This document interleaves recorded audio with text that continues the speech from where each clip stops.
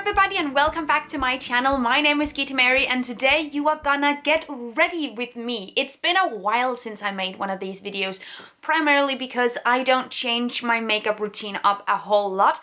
I like to use the same products until there are no more product left, and I don't wear makeup every single day, so products tend to last for a really long time in this household. So it's not always super exciting to watch that type of video, but it's been a while and now I have actually made some additions to my makeup routine that I wanted to share with you. So here we go, let's do this. But before we get started, this video has a sponsor. This video is sponsored by Skillshare, and if you don't know Skillshare at this point, it is an online learning community with thousands of different courses. You can basically learn everything, and there are so many cool motivational and inspirational classes that you can take. I've looked at cooking and fitness and martial arts and wellness, and a course that just feels very appropriate for today's theme is a course about confidence and how to become more confident, because we're going to, get ready for the day. I'm gonna need some confidence. Okay. The first 1,000 people to use the link in my description will also get 1 month free trial of Skillshare Premium. Thank you so much to Skillshare for sponsoring this video. Now, let's get into it. So before I do anything else, I'll just put my hair up. So I've washed my face with cold water before I've done anything else, and I started doing something a couple of months ago that I didn't really think that I needed, but I can just see such a huge difference when I do and when I don't. And I also found a sustainable alternative to many of the non-sustainable conventional makeup product alternatives. Okay, so I'm using a primer. I am using a primer from Rain. This is an amazing little product, and I just use a couple of drops on my face before I do anything else. Primer is in, just gonna let that sit for a little bit, and then we're gonna go in with concealer. Also, before anyone starts to wonder, there is a list on my blog that I have linked down below with the different kinds of zero waste, sustainable, vegan, cruelty-free, etc. beauty brands, and it's an international list. You can go and check it out as well, but I will of course also leave a link / details about all the products that I am using in the description as well, so you can go and find that too. I'm going to add concealer, and I have some different reasons as to why I sometimes do. This is from Lush, by the way. It's one of those naked products that I honestly kind of love. I think this is great. I'm using this beauty sponge thing to sort of adapt it in. This is something that I wouldn't normally have gotten for myself, but Ecotools that made this reached out to me and asked me if I want to try and see what it does. And this is supposed to be completely compostable. You can plant this out into a pot and it will disappear. And I thought, okay, I'm gonna try this, and when I'm done trying it, I'll see if I can get it to plant, and just then I will give you, like an update, because I am skeptical, honestly. Usually during the summer I wear less makeup than during the winter, because I feel just like my skin looks better, and I feel like generally I look better when I've had a little bit of sun, just a tiny bit. Oh, I should probably have put on sunscreen before I did any of this. I'm gonna just make a gloss before primer, after water, put on sunscreen. I'm going to be working inside today, so it's not a huge issue, but like normally I do that. I just completely forgot today. Okay, fine. Sometimes I like to do all of these steps even though I know I don't necessarily need them, because I love the routine of it. Okay, for me it's a huge mental health thing as well, that I love to have a good morning routine, and if I feel bad I end up putting on makeup and sort of use that as a ritual to feel better, if that makes any sense. It's not to impress anyone else, it's not to be more professional. By the way, I'm using a powder. This is from Vet Shop. I was recently at Taekwondo camp and we were sleeping in a tent for a week. It was amazing and I loved it. But on the mornings there, it was like probably 6:30 in the mornings, because it's pretty warm in a tent. I got up, I opened my tent, and I sat there with my little mirror and I put on my makeup and just, general skincare things. A little bit of makeup, mostly skincare stuff. And on the first morning, some of my friends, some of the guys at the camp as well, that I really like, they're great, was just sitting there on a little bench, 3 of them, just looking at what I was doing and just observing the project that was the face. And when I was done, they sort of implied that I shouldn't necessarily do all of this stuff because no one is looking, and it's not necessary to do all this stuff here, and people don't care about this stuff, and they didn't care, so I didn't have to wear makeup. And I was, oh, this is so cute, you guys. this is not for you. I'm not doing this for you, boo-boo. I'm doing this to get up and to feel good and have good energy in the morning, because I know sort of just need to get these necklaces in line there. Okay. I know that it makes me feel better. It makes me be a better morning person if I know I've done a little something for myself. That's what this is. So we're gonna do a little blush and we're gonna do some highlight as well. The blush is the blush is this one. There's basically nothing of it left. But it's so great. It's also from a discontinued Danish sustainable makeup brand that I hate is discontinued. Then I have these boys. I recently got them from a brand called Salt New York. I got on the PR list and they sent me just an absolute plethora of things. These are like cream tints that you can use both on your lips, on your eyes, on your brows, on your cheeks, on your nose, wherever you want to put it. Oh yeah, look at that. I'm gonna use the Beauty Blender. Ah, nailing it. Okay, so we're gonna use like the bronzy one, just on the cheekbones. This makes me feel like a bad bitch. Also, yesterday I met up with a friend to catch up and we ended up talking about shaving a whole lot, because I go back and forth between whether or not I want to shave, and I feel like the shaving discussion is completely parallel to the need to wear, need not to wear makeup discussion, so I feel like we could talk about that as well. And she's like an all wax kind of person and I haven't ever been waxed. I feel like we tried it when I was in middle school. We did like a DIY waxy thing and it went horribly wrong. We talked about just, you know, this sort of need to wax and not to wax and how it also taps into a wellness thing. We also talked about this expectation of women to be hairless, just as this expectation of women to be presentable wearing makeup, and overall we can see the last 20 years the average cost for women to look presentable have just gone up exponentially, whereas the average cost for men to look presentable has been the same. It's the 60s. For women, the ante is upped constantly and all the time, and you need more and more money to be regarded as presentable. And I despise that. This is what I'm using for brows. It's from Elate. The palette itself is magnetic. It's also from Elate, but I put everything in it, you know? I feel like me and my friend, we came to this conclusion that we need to do the work. Like, we need to know, we need to understand why there are these expectations for women to do certain things. And when we know why they're there, we can sort of start reflecting on how we want to practice or not engage with it. And I go back and forth between whether or not I want to wear makeup, whether or not I want to shave. So sometimes I will be I don't want to shave my armpits or my legs. I'm just gonna let it be there. I almost developed like this nice relationship with the hair where I just love that it's there. I love looking at it. I think it's great. And I've never had any negative emotions towards hair on other people whatsoever, so this is very internalized misogyny. Sometimes I feel like I don't want to say need, I want to say want, I don't know, but there is a need element in it always, I feel like, because that's the norm, that's the standard. We will never not be affected by the standard. But I feel like the important thing is whether or not you choose to do something, whether or not you choose to wear makeup, whether or not you choose to shave, is to not shame other people for making different choices.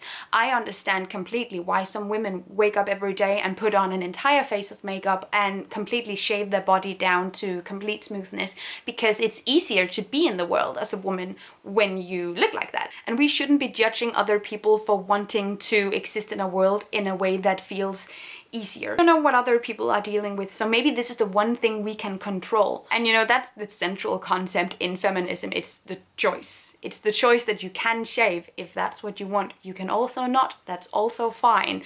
And you shouldn't hear shit for it. That's where I'm at. So now we're gonna do a little bit of mascara. Okay, this should be like wetted in water before you use it. By the way, I didn't do that. 1 second. There we go. Okay. Honestly, I've started wearing a lot of makeup looks where I don't do anything to my lashes, where I don't use mascara. Just this. And I honestly really like what that looks like. But now, like, for the sake of the video, let's do some mascara. Honestly, when me and Jens started dating, and generally when I was dating, back in the day, that's 3 years ago at this point, cool, I didn't shave at all, because it's a really great indicator of how a potential partner reacts when they see your body hair. And I just know from personal experience of life that I can't be with someone who thinks body hair in women is disgusting. That is the biggest turn off I could ever possibly think of. Shouldn't be, but is a very political issue. I'm not expecting anyone to shave for me or for anybody, and I don't want anyone to expect that from me. Let's do lips. We have a brush. This is super stolen. I think it's my mom's and I've had it for a long time. So what we are going to do is that I'm going to take this tint that I think you both use for like lips and eyes and stuff. I really like it. It has this very taupe nude color and I think it's great. And then I add a little bit of the red into it. So you don't necessarily need tons of different products. You can simply just have a few fundamentals and then you can mix and match and make it the desired color. That's a whole lot more sustainable as well. Okay, Yay, okay. Let's do the hair. So with hair, I don't do a whole lot of stuff, let's be honest. I love to add a little bit of hair oil, and the one I am still using is a Botanic hair oil from Living Naturally. Simply just gonna add a little bit of oil to my hand and then just gonna get in my roots a little bit and then in the tips of my hair. I get really frizzy, wild, all over the place hair, and this calms it down a little bit. And if you have excess hair oil, it also works great on your legs. Then I have a brush. I don't use it a whole lot. I usually just brush the very top of my head and if need be, the tips of my hair. And that's basically it. I don't do a whole lot. And that's it. That's the thing that I do. I hope that you like this video. I hope that you got some recommendations that you could use. Again, check out the links down below for the overall list. There are also products on the list that I haven't tried out and used in this video, but that seem really nice. So give it a go, give it a whirl. It's different reflections that I have whenever I put on makeup. I tend to try to ask myself if this is something I am doing to make myself feel better or to make others feel better. And if I do it to make others feel better, I want to go back in and reflect whether or not that is my place, whether or not that's something I need to spend energy on. It usually isn't, but you know, having it be a conscious reflection for you is what I think is the most important. Also, and now I poured myself some tea because,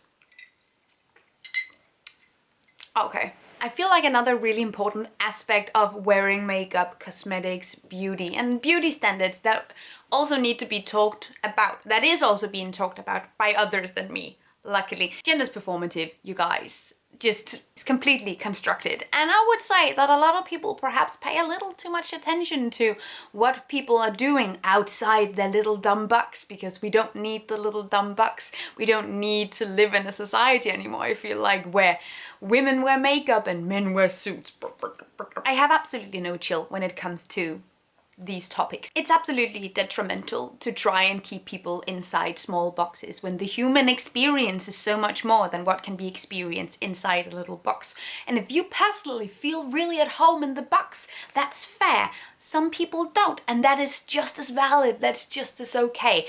And in terms of makeup, because that's sort of what we're talking about now, makeup is a form of expression, and it can be something that can be used to highlight your already feminine features. It can also be used to create feminine features where there wouldn't necessarily be some. It can also just be fun and giggles with no bigger or deeper political meaning, but just something that makes other people feel good, feel bad, but in the good way, you know. Makeup can be an art form. It is an art form, and it's not something that is to be exclusively enjoyed by people who belong in one specific box. And while we are talking about how women are often expected to wear makeup, but not so much makeup that it looks like she's wearing makeup, just enough makeup so that it looks like she's just naturally looking this way, which is in and of itself a huge problem, because I have in my life met so many people who say things like, oh, she's wearing too much makeup, oh, she looks fake, oh, she looks yada yada yada, I don't care. And then you come across a picture of a woman who's not wearing makeup, then she's suddenly not making enough of an effort, she's suddenly not presentable. But you just said that you don't like when women wear too much makeup, you like the natural look, but not the actual natural look, just a look of makeup that looks like it's natural. It screws with everyone's self-image, honestly. I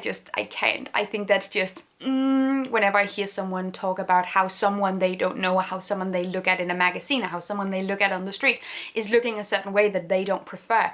I have this an urge inside of me to go, does this matter to you? A thing that I often experience, because I'm also on the internet, hello, is that some people have an urge to tell me if they find me unattractive or if they find me unappealing in any way. It's like getting fired from a job that you didn't apply to, honestly. I didn't ask you out. We have no relation. In terms of these reflections, whether or not we need to take other people's opinions of you or expectations of you into consideration, there are definitely many different layers of this. And I feel like opening up the entire discussion of whether or not these things are essential or not, which I don't think that they are, not only benefits you and me, but benefits basically everybody. Everybody will be better off if we normalize different varieties of beauty and different varieties of standards, you know.